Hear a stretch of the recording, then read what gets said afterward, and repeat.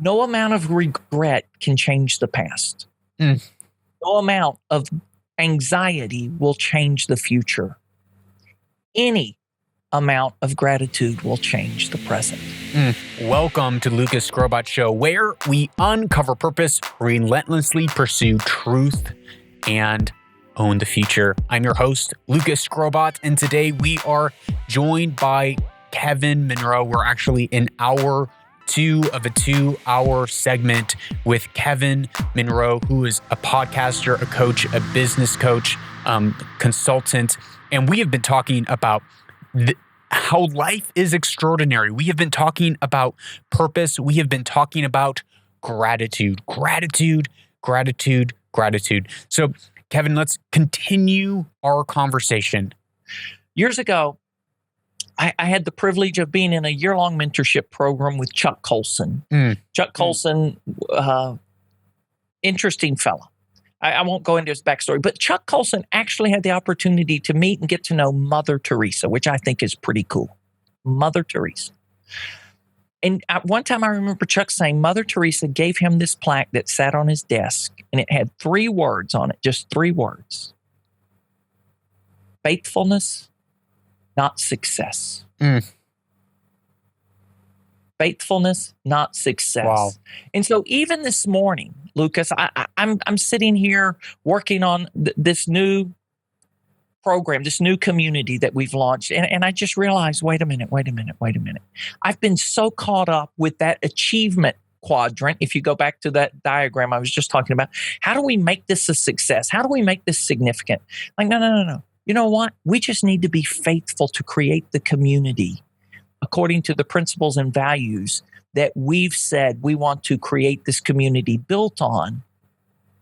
And I'm not responsible for the success or the outcomes. I'm responsible for the input. I'm responsible for the fidelity of our remaining true to our mission, vision, and purpose. And just the outcomes will or will not happen. But the community or any project is not ultimately assessed on its value based on how many people listen to a podcast, how many people, whatever, right? If we're driven by those metrics of success to achieve, we may be tempted to compromise our values and to take shortcuts somewhere. But if we go, you know what? Here's our mission, vision, and purpose. We want to be faithful to this. And then whatever happens is what happens. And you know what? We're going to be good with whatever happens. Whether we have, in this case, it's a membership community, whether we have the 25 members we have today, or whether it grows to 2,500 or 25,000, that's really irrelevant. What's important is to invest and to honor the values and to say, you know what? We're here to invest in people. So anyway, I hope that, let's see. So purpose, what was the another question? Where do you want to go with this now? You asked me a bunch of questions. People, you said that we're in this to invest in people, and you started this conversation even with us talking about how podcast is such a powerful medium because we're able to connect and invest in people. And I think for me personally, and you know, we touched on this earlier off air. I'm an Enneagram 5. You are Enneagram 1. And 1 is that perfectionist. The 5 is their love of knowledge. And so I often feel like I need to continue to gather knowledge so that I can be competent in the world.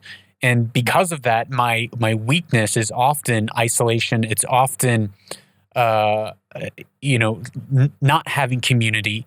But so I don't know if it's because of that, of just, some of my natural makeup, but over the years, I've come to learn that everything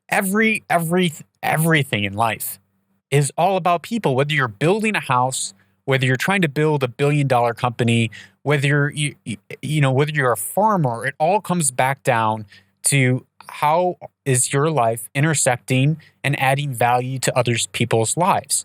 To become a billionaire, you either have to add $1 billion of value to one person's life or $1 of value to a billion people's lives. And it all intersects with this relationship, with this connection to other people, to other individuals. And it starts, as we have been talking about, with valuing our own voice, with realizing our own identity from the foundation of creation, that we are accepted, and then moving on to the sphere of our family, and then outwards. And you were even talking about you're building a community of people.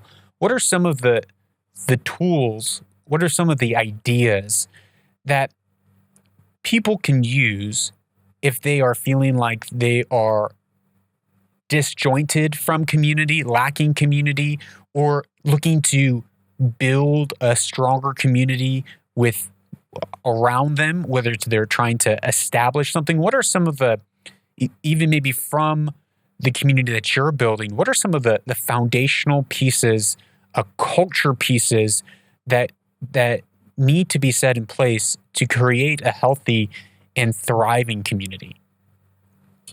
Well, you will not be surprised, I don't think, to hear that I believe it starts with gratitude. Right? It goes back to this gratitude. Seriously, how our community really grew and started taking off.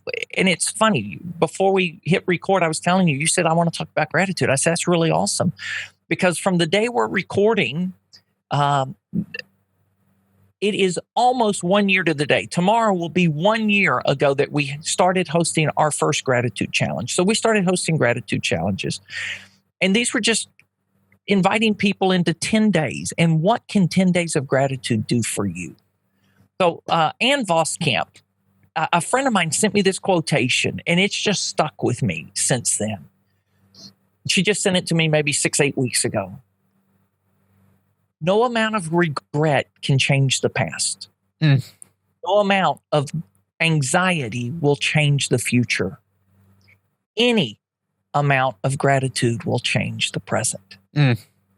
Any amount of gratitude. So we say it starts with gratitude. And I would say if we're talking about relationships, start thinking about who are the people in your life right now that you are grateful. You're glad they're in your life. They bring something positive to your life. You enjoy it. Oh, okay, I'll pick up my phone. If I see your name pop up on my phone, I smile. I had a friend tell me that. She said, Kevin, every time I see your name pop up in my phone, I smile because I know I'm about to get a boost. Like, wow, Rachel, that's remarkable. You know, what about, who are those people in your life? And then a couple of other things. I would say this: invest in conversation. Invest in conversation. Spend time with people, not thinking that the conversation has to produce anything. It doesn't have to produce anything. It's just conversation for the sake of getting to know people. So we call our community, and I need to say this not to plug the community, but to make a point. Our community is called This Extraordinary Life. There was a point when I was wanting to call it The Extraordinary Life. And my partner in this, Christy Kearns, said, I really want to push on that. What if we called it This Extraordinary Life? I'm like, well, what's the difference, Christy? You know what? That little preposition, what are the two letters in that preposition? What's the difference they make? And then all of a sudden, Lucas, I realized it makes all the difference in the world.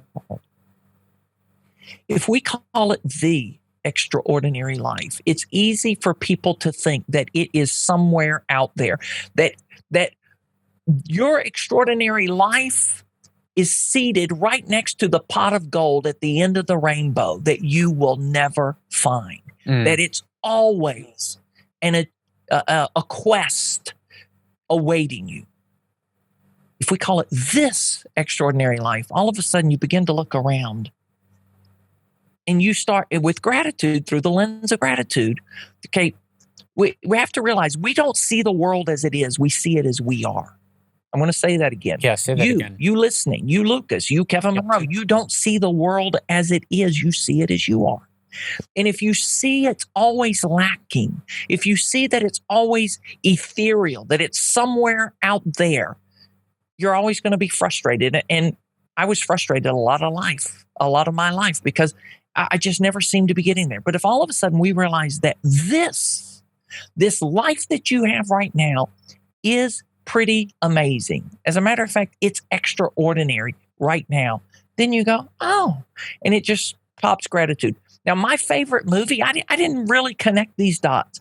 My favorite movie of all times tells this story. Most of you, if you know the movie, you think of it as a Christmas movie. It's a Wonderful Life. It was released in 1946. What the guy's given the opportunity, George Bailey, the main character, is given the opportunity to see what his life would have been like, what his small town community would have been like had he never lived. So, Lucas, you asked me, who's a difference maker? Who's a change maker? George Bailey is my model of a change maker. And he was a guy, if you follow the movie, he lived a frustrated life because he always wanted to escape that pitiful, poor little town of Bedford Falls. But he was stuck in Bedford Falls. But his destiny was found in Bedford Falls, being the voice of hope, being a path of justice and freedom for the people who would have otherwise been under the oppression of Mr. Potter.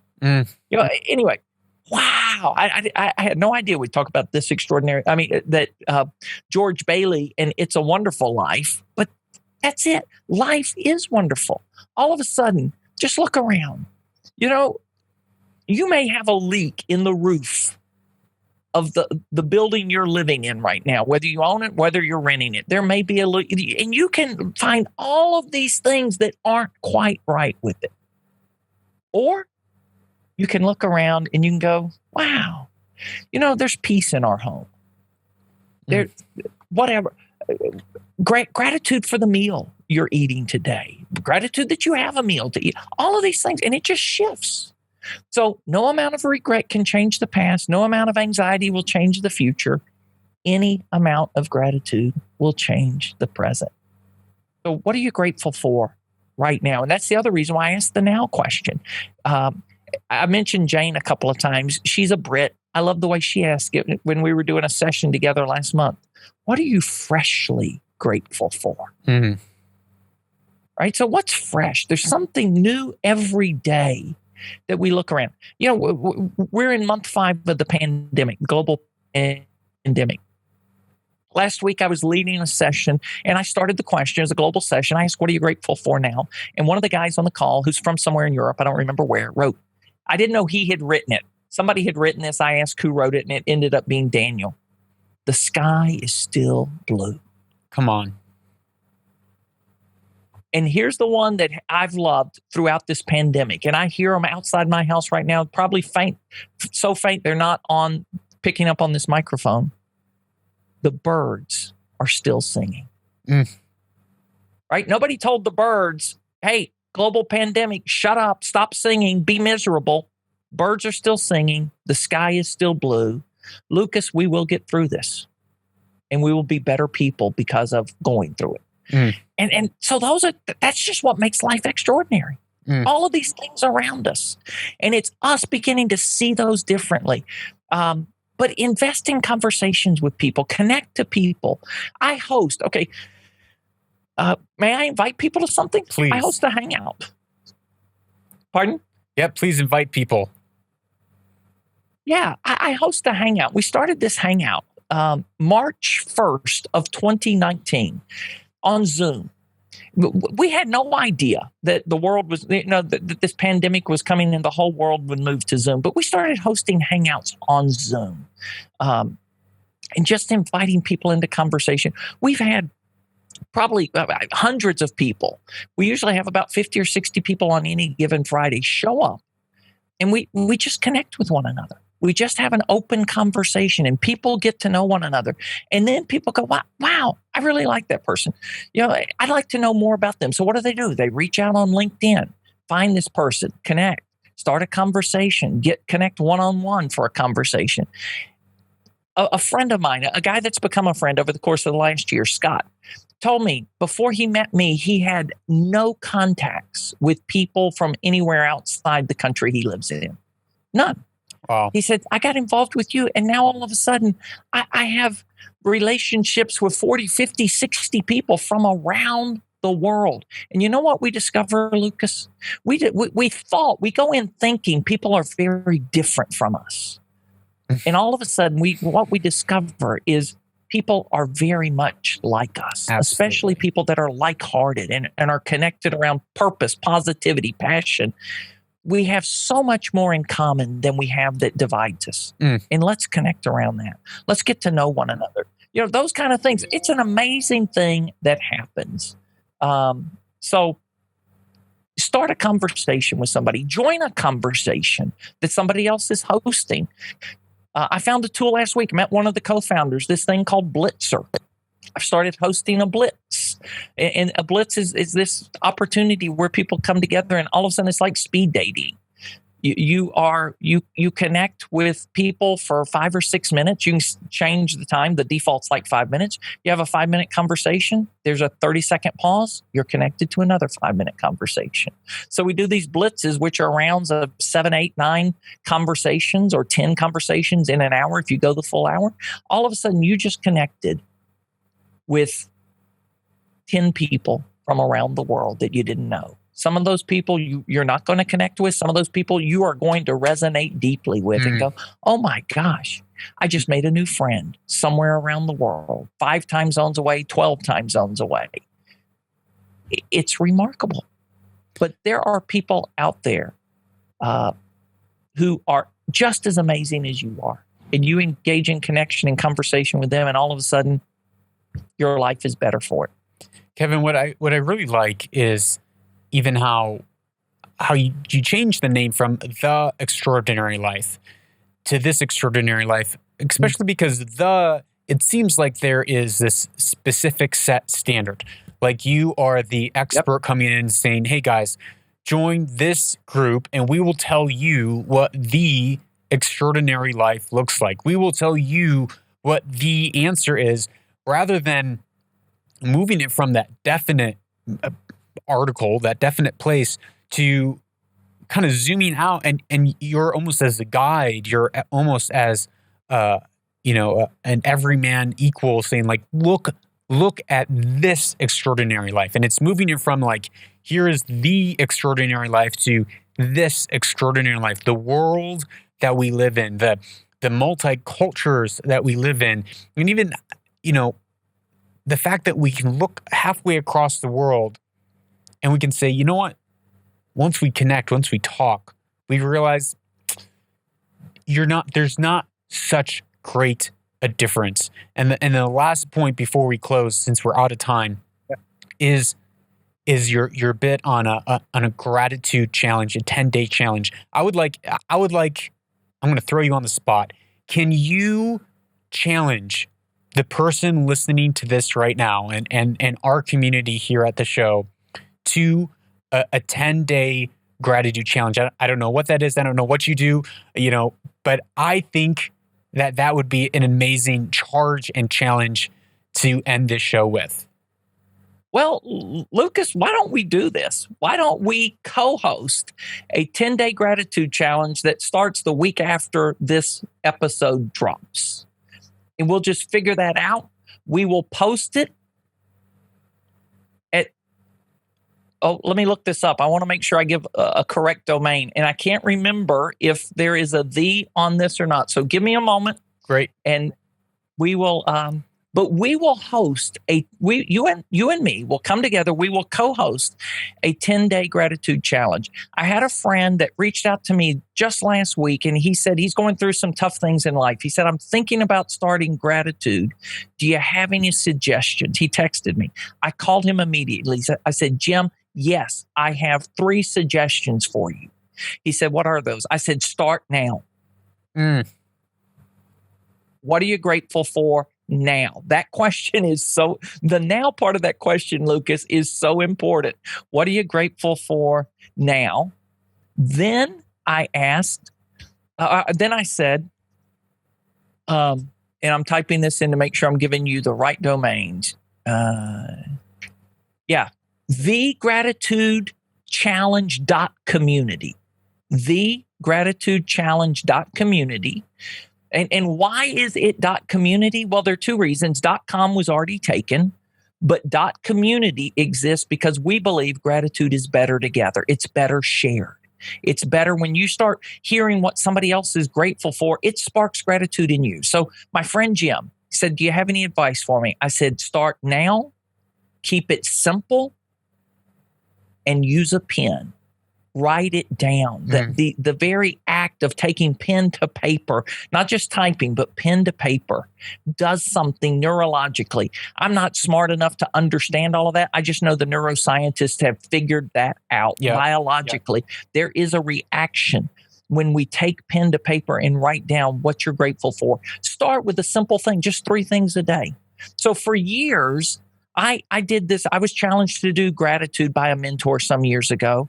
And I think I probably had a list of about 9 things that I recycled through 3 a day. I'm grateful for my family. I'm grateful for my health. I'm grateful, these kinds of things. And that's good. But then all of a sudden, there are these other things. Like this morning, I wrote something really weird, but I'm grateful that a friend, Marcel, texted me at precisely a time yesterday. And it was so funny. There's just this thing he and I talk about that happens at 3:20 every day, 3:20. And for me, there's an alarm that goes off on my phone. Remember, God is able to do exceedingly abundantly and immeasurably more than you can ask, think, or imagine. It goes off every day at 3:20 in the afternoon. I love that. Just to remind me that immeasurably more, exceeding abundant than my wildest imaginations is what's possible in life. So Marcel, this friend of mine, I told him this about a month ago and he added it to his phone. Yesterday, he texted me about a project. He said, I've got an update on this project we're doing together. You want to talk? And then before I could even respond back, he looked, oh my gosh, it's 3:20 when I sent this text. So this morning, Lucas, one of the things I was grateful for, that Marcus texted me at precisely 3:20 yesterday. How crazy is that? Right? So that's something I'm grateful for. I'm grateful for birds singing, right? That's one that I hear a lot. Every time I hear birds and I'm thinking of gratitude, I'm grateful for birds singing. Just these little things, little moments. So that's what I would say. But the gratitudechallenge.community, Lucas and I will co-host a 10-day challenge, and it will help you jumpstart your gratitude practice. Absolutely. And Kevin, I'm just so grateful for your time here on the show. All of your information of your podcast, where we can find you, the links to the gratitude community will all be in the show notes, including your podcast, which is in the midst of being rebranded. We didn't get to talk about that, but we kind of did this extraordinary life. And so, Kevin, thank you so much for your time, for your thoughtfulness. I love how thoughtful you are over the course of the last decades, taking that time to really develop that language and to articulate these thoughts and ideas that I know are encouraging and helping so many people across your community, and even, I'm sure, hundreds, if not thousands, outside of your tight-knit community that you're just not aware of. All those lurkers, you listening, who are lurking, who haven't commented, who haven't emailed him, who haven't said, hey, all those people. So I just want to thank you for your work and your commitment and your faithfulness rather than chasing the quick and easy success. Oh, thank you, Lucas. Truly, truly a joy to be with you as the host and you listening. Whether you self-identify, come out and say, hey, I enjoyed it, or whether you just continue in the shadows, it's okay. But it's my hope that you heard something today that inspires and encourages you to take the next step on your journey in life. Wonderful, Kevin. Thank you so much. That is all for this conversation with Kevin Monroe. Please join us on this gratitude challenge, this 10-day challenge of thankfulness and gratefulness for the things that we have been given in this life. Because guess what? Everything that we have is a gift. Our every breath that we have is a precious gift that we need to value and cherish, because life is too long for it to be too short. How does that go?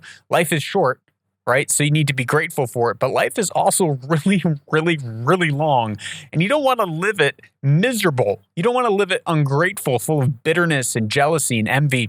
And that's what, as we debrief this conversation with Kevin, that is what I wanted to hit on. There's two main points that I felt that we really talked about and hit hard in this episode, which was gratitude. First and foremost, it was gratitude, living out of the place of gratitude. And the other one that stuck out of my mind as I was reflecting and thinking back on this conversation was how gratitude opens the door to an abundance mindset. And we've talked about this time and time again, about the importance of the difference between a zero-sum game or a zero-sum mindset and an infinite-sum game and infinite-sum mindset. And oftentimes, we have constructed our worlds around this premise of there's only so many cookies to be shared. There's only so much. And Kevin hit on this, that, if you are successful, if you listening to this right now are successful, it doesn't take away from my success. In fact, it only adds to my success. You or anyone becoming financially independent and wealthy only is going to help others around that person. It's only going to help you. You becoming successful will only help me. But so often we get it backwards. So often we think that there's a limited amount of resources in the world, a limited amount of ideas, a limited amount of money to go around. But money goes around. That's the whole thing. It is cash flow. It is cash flow. Wealth is not static, but is something that is only wealth when it is transferred and moved, when it is flowing like a river. If it stays stagnant, it will become like a swamp. We've talked about this before, but these are things I think about all the time. We've talked about this video of someone trying to explain quote unquote privilege, where there's a $100 bill at the end of the race and everyone's racing for this $100 bill. And when you think about it in that way, and anyone who has both parents take 2 steps forward, and it goes on and on and on. And if you think about it in that way, you can say, oh yeah, there are these horrible systematic, privilege and racism, or whatever it's the politically correct terms today, if there's only $100 bill at the end of the race. But what this idea gets so terribly wrong, is that there's not one $100 bill at the end of the race. There are a million. There are 7 billion $100 bills that each and every individual can achieve, can reach. There are the playing field is not equal. There's not equality. We are born and created equal, with equal inalienable rights as human beings. But man, I'm sorry, but women live longer than men. If you are born near water, or you live near water, whether it's a river, a lake, or the ocean, you will live longer than someone who grows up in a landlocked place. That is just facts. That is just the way the world works. There are and we talked about this with Dr. Hicks. There are naturally occurring advantages that people have. But the place that we get tripped up in this so often, especially right now in culture, we're getting tripped up in this. We're getting tripped up in this idea that if there is some sort of naturally occurring advantage, then that must mean, and coupled with the idea that there is only so much to go around, that there is a zero-sum game, we begin to rubberneck. When I was in drumline, we'd have the saying, don't rubberneck, no rubbernecking. We'd go to these competitions and we'd be marching to our performance. And our drum captain would say, no rubbernecking, which means don't look to the right and to the left and see all these other drum corps with their, amazing clean beats and just, sounding so awesome. Don't look to the right or to the left. Keep your eyes forward. You're not competing against everyone else. You're competing against yourself. You need to perform your show tonight. Not worry about, Karen's show. Not worry about John's show or Ahmed's show or Muhammad's show or Fatima's show. You don't need to worry about the person to your right or to your left. Don't covet. Don't be jealous and envious of your neighbor's house, car, wife, job, finances, position in life.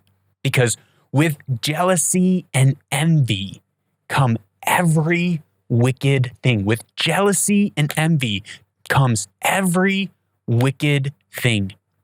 And when we start believing that there is only so much to go around and that the world is a zero-sum game, we start looking to the right. We start looking to the left. We say, oh, so-and-so, they have more than me. They have a better position. They have a better network than me. They're more connected. They're smarter than me. They had more advantages than I have. They're more well off than I am. It doesn't take me very long to look around the world, along my friend groups, and say, wow, all these other people had it way better than I did. It doesn't take long. In fact, once you start believing that there's a zero-sum game and you start envying and coveting and looking around saying that life's not fair, guess what? You are going to psychologically make sure that you end up as the most victimized, bottom of the pile person that there is.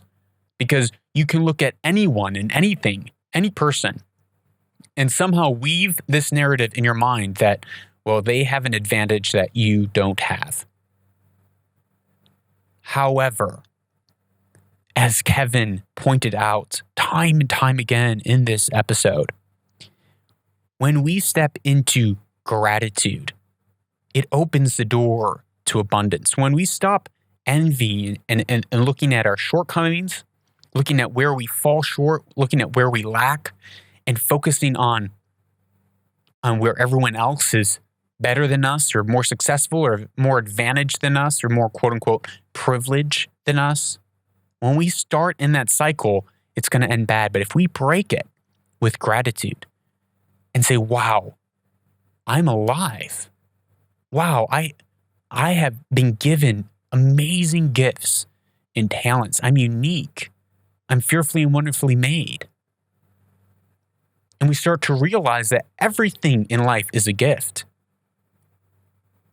Then that opens it up, realizing that it's not just all on our shoulders, but that God gives us good gifts, that there is an abundance of wealth, an abundance of ideas. The knowledge of the human race is doubling every 12 months now, I believe. Every 12 or 18 months. It's probably less than from the time that the statistic came out. The knowledge of the human race is doubling every 12 months, which means 12 months ago, which means today, we know twice as much as we knew 12 months ago. But it wasn't always the case. It used to take 100, 200, 500 years for the knowledge of humanity to double. But now every year we double in knowledge. There is an infinite amount. Wealth. People who live in the subcontinent of Southeast Asia or in Africa, they are more wealthy than the settlers that came to America in 1776 or 1600s, that is. Right? As the globe is lifting out of poverty, our lives are longer. We are not in a zero-sum game, but it's by stepping into gratitude that it even opens up our eyes and our hearts to receive the grace and knowledge of knowing that there is more than enough. There is an abundance of connection, ideas, and opportunity out there, and you do not need to wait for someone to pick you. You do not need to wait for someone to approve you. You do not need to wait for someone to accept you, or for you to be good enough or achieve enough or be successful enough. And someone else's success doesn't mean that you can't have it. It actually means that you, even more, you can actually have what they have. And it's gratitude. It's gratitude that opens our eyes to that infinite sum game, to an abundance mindset, to believing that there's more than enough. Gratitude. That's one of the biggest takeaways that I had from this episode, and something that we've talked about time and time again. The last point here is a point of isolation and connection and people. That really stuck out to me, and it's so true that everything that we do somehow intersects or interconnects with a person, whether you're writing a PhD in mathematics, or you have a little corner store where you're selling groceries to your local neighborhood. It is all about connecting with the people around you, and that is where so much of our meaning, our purpose, and our success comes from. And if we isolate, and this is my weakness, if I were to isolate and not reach out and not connect and work and strive over ideas, thinking that ideas will reach me to a point of success, I will be sorely mistaken, and I will miss out on family, on relationships, on friends, on community at the end of my life. And I'll look back on my life and regret. And that's one thing that I am actively working on in my life, of saying, how can I break out of these negative patterns of self-reliance,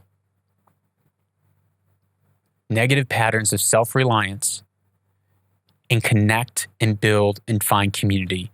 So with that, on that note, please, I would love to connect with you. You can either WhatsApp me at +1 202 922 0220. I will message you back. I look forward to hearing from you. And if you ask me a question there, I will answer it right here on the show. You can also find me on Instagram or LinkedIn. Those places work well too. Also, my book, Anchored: The Discipline to Stop Drifting. I highly recommend it. I wrote this book at a time of my life where everything was my algorithm to life was broken. I thought the busier I was, the more successful I was going to become. And it was just wrong. And when I wrote this book in the time that we moved to the Middle East, and all of a sudden all my constructs of the world came crashing down, and I had to have a moment, a moment of saying, okay, wait, what really am I thinking? I began to examine my thoughts, examine my thought processes. And in this book, I write about principles and ideas that came out of this time. And so it's a short 100-page, highly actionable book that if you're feeling stuck, or if you're feeling like you're listing in life, this book is written for you. Finally, I'm Lucas Skrobot.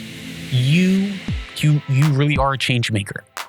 By connecting with the ones and twos around you, the small things that you do have profound impacts on the world that you will probably never see on this side of eternity. But you are a change maker. So go out and own the future.